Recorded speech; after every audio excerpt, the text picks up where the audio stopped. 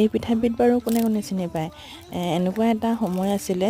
যেতিয়া মই মাৰ ঘৰত আছিলোঁ তেতিয়া এইটো পিঠা বিহু বুলিয়ে নহয় যেতিয়াই মন যায় তেতিয়াই বনাই থাকোঁ এই পিঠাবিধ হৈছে জেং পিঠা আমি ভাত খোৱা চাউলেৰে নহ'লেও বা জহা চাউলেৰে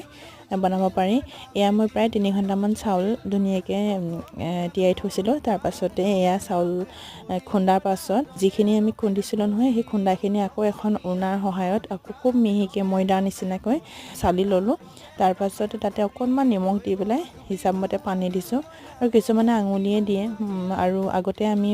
মিঠাতেলৰ পেকেটে দিছিলোঁ এতিয়া যিহেতু মোৰ ওচৰত পেকেট নাই সেইকাৰণে এনেকুৱা এটা ওৱান টাইম বটলতে ভৰাই লৈ পেলাই এনেকৈ জিলেপিখনৰ নিচিনাকৈ বনাইছোঁ যেনেকৈ বনাই নিজৰ কথা তাৰ পাছত আৰু এইখিনি টান দুটা ৰ'দত দিব লাগিব মমৰীয়া হোৱালৈকে তাৰ পাছত বৈয়ামত ভৰাই থৈ ৰিং পাপৰ বনোৱা নিচিনাকৈ বনাই খাবলৈ বহুত ভাল হয় ট্ৰাই কৰি চাবচোন ময়ো বনালোঁ বহুত দিনৰ মূৰত বিহু বুলি পিঠাই প্ৰথম